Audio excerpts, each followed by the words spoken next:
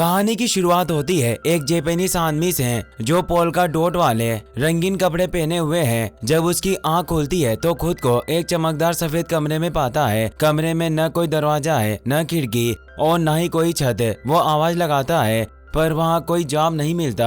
धीरे धीरे वो दीवार की तरफ बढ़ता है जहाँ उसे एक अजीब सा बटन दिखाई देता है। जिज्ञासा और एक्साइटमेंट में वो उसे छूता है और फिर दबा देता है। अचानक कमरे की दीवारों और फर्श से हजारों हंसते हुए छोटे छोटे एंजल्स बाहर निकल आते हैं। कुछ सेकंड तक वो वहाँ मंडराते हैं और फिर दोबारा दीवारों में समा जाते हैं, लेकिन जाते जाते वे अपनी जगह पर नए नए बटन छोड़ जाते हैं। अब आदमी को एहसास हो चुका था कि ये कोई साधारण जगह नहीं है। वो गुस्से और हैरत में चीख उठता है। दरअसल यह एक लर्निंग स्टेज था जहां उसे स्वर्ग ने किसी वजह से भेजा था। वो उस उंगली को सूंघता है जिससे उसने बटन दबाया था और अचानक डर के मारे चीखने लगता है क्योंकि अब वो हजारों बटनों के बीच फंस चुका था। वो मदद के लिए पुकारता है, क्या यहाँ कोई है? क्या मैं घर जा सकता हूँ? लेकिन कोई जवाब नहीं मिलता।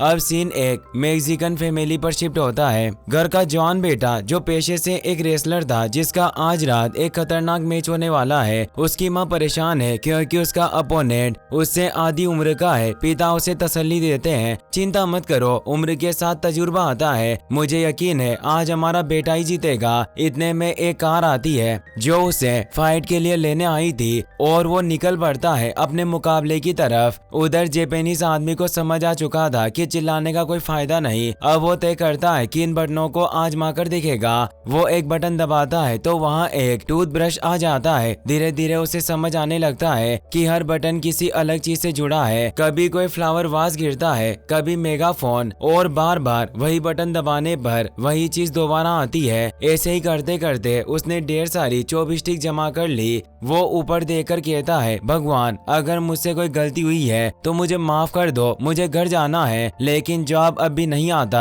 फिर वो एक और बटन दबाता है। अचानक एक छोटी ट्रॉली उसके पैरों से टकराती है। दर्द में कराते हुए वो फिर एक और बटन दबाता है, पर इस बार दीवार से एक बच्चे का पिछवाड़े जैसा आकार निकलता है जो उसके चेहरे पर गैस छोड़ देता है। घंटों बीत जाते हैं। कमरा अब अजीब अजीब चीजों से भर चुका है। थक कर वो एक बॉल दीवार पर फेंकता है जो गलती से एक और बटन दबा देती है और अचानक वहाँ सुशी की प्लेट गिरती है। वो दौड़कर देखता है, वाकई वो जापान की पारंपरिक डिश सुशी ही थी। भूख से बेहाल वो खुश हो जाता है, मगर जल्दी वो नोटिस करता है कि सोया सॉस नहीं है। वो बटन दबाता है पर फिर से सुशी आती है। दूसरा बटन दबाता है, फिर वही। कई बार कोशिश करता है पर कोई फायदा नहीं। आखिरकार वो हार मानता है और बिना सॉस के ही सुशी खाने लगता है। भूख के मारे वो सूखी सुशी भी मजे से खा जाता है, लेकिन जैसे ही आखिरी पीस खत्म करता है वो दोबारा बटन दबाता है और इस बार सोया सॉस की बोतल गिरती है। गुस्से में वो कहता है, अब आई हो, बहुत देर कर दी तुमने, और बोतल को दूर फेंक देता है।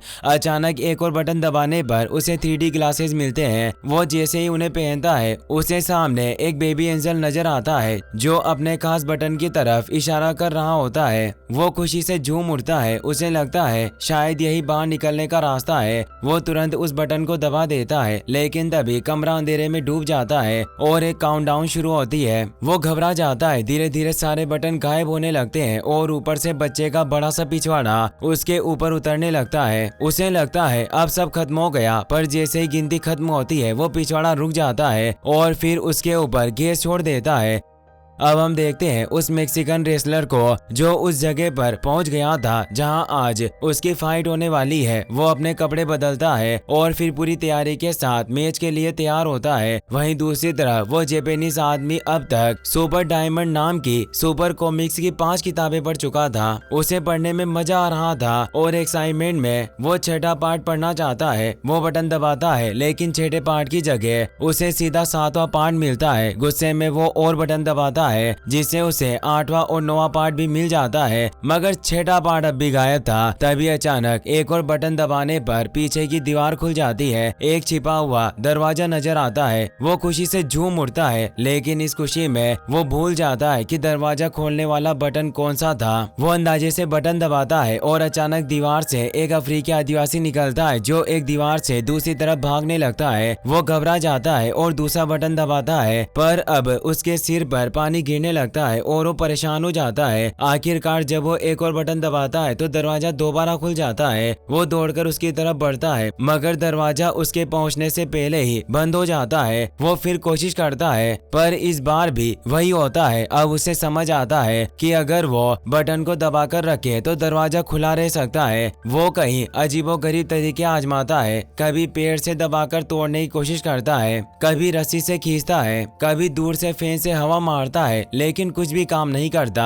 फिर वो ट्रॉली पर बैठकर फिसलने की कोशिश करता है पर वो भी गलत दिशा में चला जाता है। अब उसे समझ आता है कि बटन को किसी भारी चीज से दबाकर रखना पड़ेगा। वो पास रखा हुआ फ्लावर वास उठाता है और बटन के ऊपर रख देता है मगर बटन फिर भी ऊपर उठ जाता है। वो सोचता है अगर मैं फूलदान में पानी भर दूं तो वो भारी हो जाएगा और दरवाजा खुला रहेगा। वो तुरंत पानी वाला बटन दबाता है पर पानी सीधे उसके सिर पर गिरता है। वो फूलदान के पास जाता है लेकिन पानी अब भी उसके सिर पर ही गिर रहा था। कई कोशिशों के बाद भी वो फूलदान में पानी नहीं भर पाता। इतना ही पानी जमा हो पाता है जिससे बस एक पौधे को पिलाया जा सके। अब उसे दूसरा आइडिया आता है। वो फूलदान के अंदर ढेर सारी सुशी बनने लगता है। धीरे धीरे फूलदान इतना भारी हो जाता है कि वो उसे उठा ही नहीं पाता। वो कुछ सुशी निकालना चाहता है मगर फूलदान का मुंह बहुत छोटा था, इसीलिए वो चॉपस्टिक की मदद से एक एक करके सुशी निकालने लगता है। घंटों की मशक्कत के बाद वो काफी सुशी निकालने में कामयाब होता है। अब वो मुश्किल से फूलदान को उठाता है और बटन के पास ले आता है मगर वहां जाकर उसे एहसास होता है कि वो फिर से भूल गया है कौन सा बटन दरवाजे वाला था। घबराहट में वो एक बटन दबाता है और वही अफ्रीकी आदिवासी फिर से बाहर आ जाता है। वो दौड़ते हुए फूलदान से टकरा जाता है और फूलदान दो हिस्सों में टूट जाता है। आदमी गुस्से में पागलों की तरह चिल्लाने लगता है लेकिन आखिरकार वो सही बटन ढूंढ लेता है। अब वो कोशिश करता है कि बटन को सुशी से ढक दे पर बटन फिर ऊपर उठ जाता है। फिर वो टेप से दबाने की कोशिश करता है मगर ये तरीका भी नाकाम रहता है। दरवाजा फिर बंद हो जाता है और उसे चोट लग जाती है। कुछ वक्त बाद का सीन दिखाया जाता है। वो कई सारी पेन किलर गोलियां खाकर सोया होता है। जब वो उठता है तो उसे अपनी डेली रूटीन की याद आती है। उसे ब्रश करना है। वो पानी गिराने के लिए एक बटन दबाता है पर वो बटन गलत होता है। इस बार ऊपर से एक लंबी रस्सी नीचे गिरती है और उसी पल उसके दिमाग में एक शानदार आइडिया आता है। अगर मैं इस रस्सी से झूल जाऊं तो दरवाजे तक पहुंच सकता हूं। वो बटन दबाता है, रस्सी पकड़कर झूलता है और आखिरकार टाइम रहते दरवाजे तक पहुंच जाता है। लेकिन अंदर पहुंचते ही वो देखता है कि वहां एक और दरवाजा है और ये दरवाजा लॉक है। अब वो आदमी किसी तरह अपने पहले दरवाजे के बंद होने से पहले कमरे में वापस आ जाता है लेकिन दरवाजा उसके कमर पर लग जाता है। गुस्से में वो दीवार पर एक बटन पर जोर से लात मारता है और अचानक कमरे के बीचों बीच एक चाबी हवा में तैरने लगती है। वो तुरंत समझ आता है कि ये चाबी शायद उस दूसरे दरवाजे की होगी मगर दरवाजे की तरह वो चाबी भी कुछ देर बाद गायब हो जाती है। अब उसे एक साथ दो काम करने होंगे, चाबी को पाना और दरवाजा खुला रखना। लेकिन सबसे पहले उसे वो बटन ढूंढना था जिससे चाबी आती है क्योंकि हमेशा की तरह वो इस बार भी वो बटन भूल चुका था। वो दीवार पर एक रैंडम बटन दबाता है और अचानक एक सफेद कुत्ता बाहर निकलकर उस पर भौंकने लगता है। वो डर कर पीछे हटता है। दूसरी बार भी वही होता है पर तीसरी बार आखिरकार उसे सही बटन मिल जाता है। इस बार वो ज्यादा सावधानी से काम लेता है। वो बटन की तरफ इशारा करते हुए पीछे जाता है, वहां रखी सुशी उठाता है और आकर उस सुशी को उसी बटन के ऊपर रख देता है ताकि उसे भूल ना जाए। लेकिन जैसे ही बटन दबाता है फिर से वही सफेद कुत्ता बाहर आ जाता है। वो फिर डर जाता है। गुस्से में वो दोबारा सही बटन ढूंढ लेता है और अब एक नया प्लान बनाता है। इस बार वो रस्सी की मदद से झूलकर दोनों बटनों तक एक साथ पहुंचने की कोशिश करता है मगर ये प्लान भी पूरी तरह से नाकाम हो जाता है। वो फर्श पर गिरता है और तभी उसकी नजर एक प्लेजर पर पड़ती है जो उसे किसी पुराने बटन से मिला था। प्लेजर देखते ही उसके दिमाग में एक शानदार आइडिया आता है। अगर मैं प्लेजर की मदद से दीवार पर चिपक जाऊं तो बटन दबा सकता हूं। पहली बार वो नाकाम रहता है पर कुछ कोशिशों के बाद उसका प्लान काम करने लगता है। अब वो रस्सी पर झूलता हुआ प्लेजर की मदद से दीवार पर चिपककर सही बटन दबा देता है। फिर उसी प्लेजर से खुद को पीछे धकेलता है और हवा में तैरती चाबी पकड़ लेता है। इसके बाद वो पैर से दरवाजे वाले बटन को दबाकर झूलते हुए दरवाजे के अंदर दाखिल हो जाता है। दरवाजा बंद होने से ठीक पहले वो जल्दी से चाबी लगाता है, लॉक खोल देता है और खुशी से मुस्कुराता है। उसे लगता है अब वो आजाद हो जाएगा, मगर दरवाजा नहीं खुलता।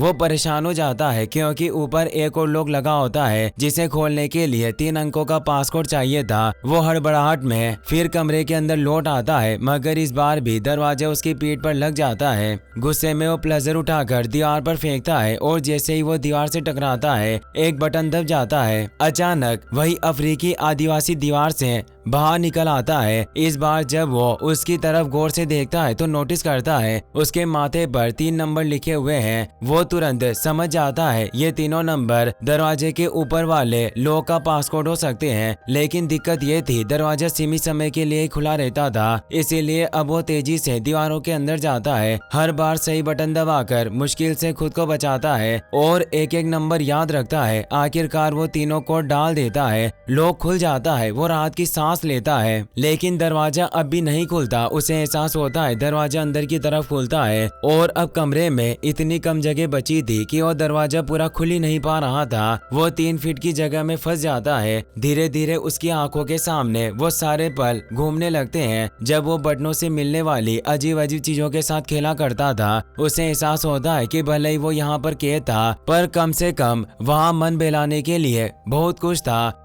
अब कहानी लौटती है मेक्सिको की तरफ, जहां वही मेक्सिकन रेसलर अपने साथी के साथ रेसलिंग अरीना में पहुंच चुका है। ये मैच 2 लोगों के बीच होने वाला था। उनके सामने वाले अपोनेंट बेहद ताकतवर थे और जैसे ही मैच शुरू होता है वो दोनों मिलकर उसके साथी को बुरी तरह पीटने लगते हैं। वहीं वो जापानीज आदमी अचानक साइड वाली दीवार से अपने चेहरे पर हल्की हल्की हवा महसूस करता है। हैरानी में वो उस दीवार को छूता है और देखता है कि उसमें एक बारीक दरार है। उसे तुरंत एहसास होता है कि यह दीवार नकली है। बिना वक्त गवाए वो उस दीवार को खोलता है और एक रहस्यमयी हॉलवे में दाखिल हो जाता है जहां अनगिनत दरवाजे थे। वो रास्ता हवा में तैरता हुआ लग रहा था, मानो वहां उसे बाहर निकलने के लिए उसे अनंत काल तक दौड़ना पड़ेगा। वो दौड़ता रहता है और आखिरकार जब हॉलवे खत्म होता है तो वो एक और कमरे में पहुंचता है। अचानक उसके बाल लंबे हो जाते हैं और उसके कपड़ों पर बने पोल्का डॉट्स का रंग फीका पड़ जाता है। इस अजीब बदलाव से वो हैरान रह जाता है। तभी उसे बहुत सारे एंजल्स की फुसफुसाहट सुनाई देने लगती है, लेकिन इस बार कमरा छोटा नहीं बल्कि बड़े फरिश्तों से भरा हुआ था। वो कुछ देर तक वहाँ रहते हैं, फिर अचानक दीवारों में गायब हो जाते हैं। जाते जाते हर एक दीवार पर अपना बटन छोड़ जाते हैं। पीछे से दरवाजा बंद हो जाता है। यह दरवाजा दूसरा स्टेज था, प्रैक्टिस स्टेज। अब जापानीज आदमी लगभग हार मान चुका था, गुस्से में चिल्लाने लगता है। उधर मेक्सिकन रेसलर अब रिंग में उतर आता है। दोनों अपोनेंट उसे घेर लेते हैं और हमला शुरू कर देते हैं। एक रेसलर चेयर उठाकर उस पर वार करने ही वाला होता है, लेकिन तभी उस कमरे में जापानीज आदमी को कुछ अजीब महसूस होता है। वो जैसे किसी अनोखी ताकत के जरिए एक बटन की तरफ खिंचता चला जा रहा था। जैसे ही उसने वो बटन दबाया, उधर रिंग में मेक्सिकन रेसलर की गर्दन अचानक बहुत लंबी हो जाती है। वो अपने सिर से दोनों रेसलर को गिरा देता है और मैच जीत जाता है। सभी लोग खुश होकर तालियां बजाने लगते हैं और उसके पिता और बेटा उसकी जीत से काफी खुश थे। जापानीज आदमी ऊपर देखता है, वहाँ फरिश्ते उड़ रहे होते हैं और अब कमरे की छत नहीं थी। दरअसल ये वो जगह थी जहाँ मौजूद हर बटन से दुनिया की घटनाएं नियंत्रित की जाती थी। अब वो उन बटन को दबाने के बजाय उनका इस्तेमाल सीढ़ियों की तरह करने लगता है। हर बटन को छूते हुए ऊपर चढ़ता जा रहा था। जैसे जैसे वो ऊपर बढ़ता है तो बटन दबने से धरती पर अजीब अजीब घटनाएं होने लगती है। कहीं फूल खिलने लगते हैं, कहीं पेंगुइन से गिर पड़ते हैं, कहीं हाथी की मौत हो जाती है। हर वो चीज जो खुदा के इरादे से तय होती है अब इस आदमी की उंगलियों के इशारों पर बदल रही थी। वो जितना ऊपर चढ़ता जाता है इन बटनों का असर उतना ही गहरा होता जाता है। अब उसका असर सिर्फ प्रकृति तक सीमित नहीं था बल्कि इंसानियत, मशीनों और तकदीर तक पहुंच चुका था। कभी टोस्टर अपने आप चल पड़ता, कभी कोई इंसान चांद पर फिसल जाता।